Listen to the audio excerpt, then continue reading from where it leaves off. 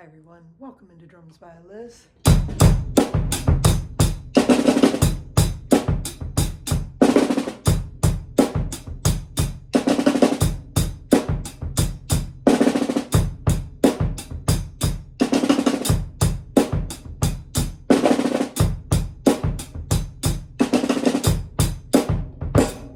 Hey, what are we doing here today?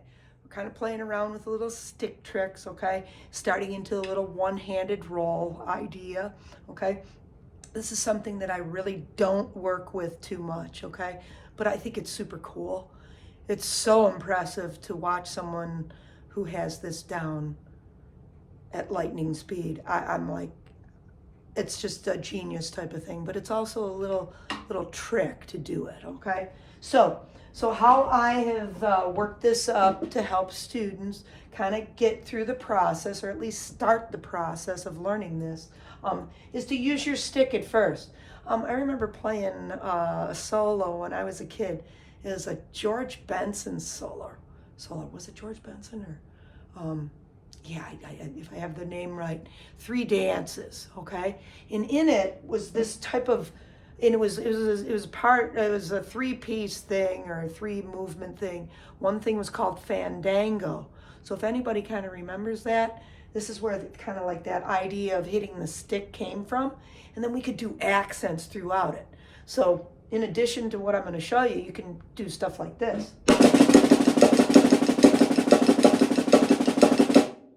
I'm just accenting certain notes against that.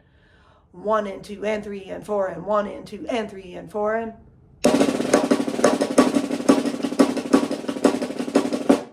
Right? You can do some stuff like that, right?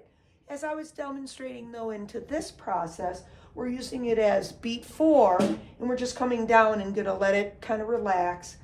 If you play traditional, I usually open up my hand and let the stick just kind of fly. Because I find if I have my fingers, I'm helping it up from the bottom there, it's not going to work for me. It won't have that rebound as much. Okay, so if I keep the hand there, the finger there, see how it kind of gets locked up on me, right? Okay, now if you play match grip, have that problem, right? You're not supporting the stick from the underside there, okay? And just a thought on that, talking about traditional grip, gripping down with the thumb, creating a little shelf here with that knuckle in between the first and second knuckle. That's where that stick rides there. So you got this little dichotomy kind of happening in your hand there, okay? You're pulling down, but at the same time, I'm pushing up there. So it's like a pull down, push up, pull down kind of thing, okay? And that's what kind of, gives us that movement back and forth, right? So, just, like I said, to just be aware of that and what's happening there. So get that hand out of the way or the fingers out of the way. If you play matched, you don't have to worry about it, okay? So 1 and 2, 3 and 4. So you're just playing 4 E and on your stick, but your stick is bouncing twice. So 4 E and 4 E and right? So just kind of listen for that and know that, that's the rhythm that you want, okay? So 1 and 2, 3 and.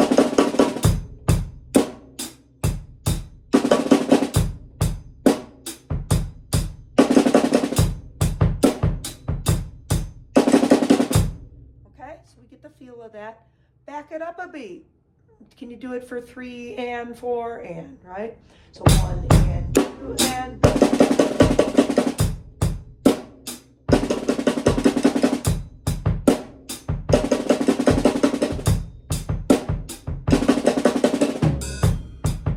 And maybe, do some little cheesy things like that.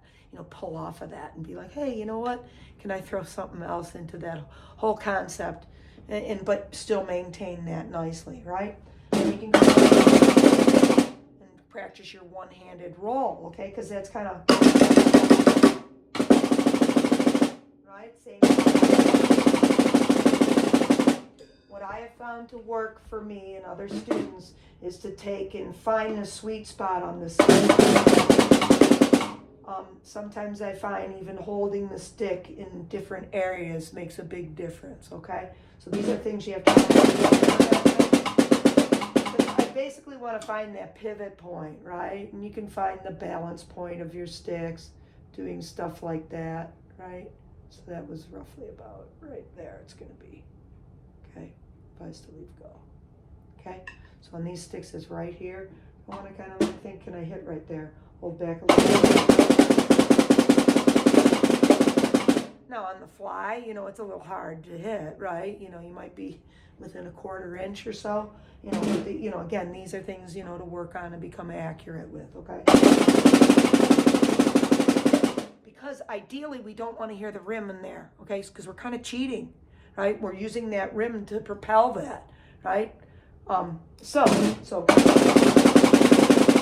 what I found too, drop your elbow down and keep your arm down below the head a little bit.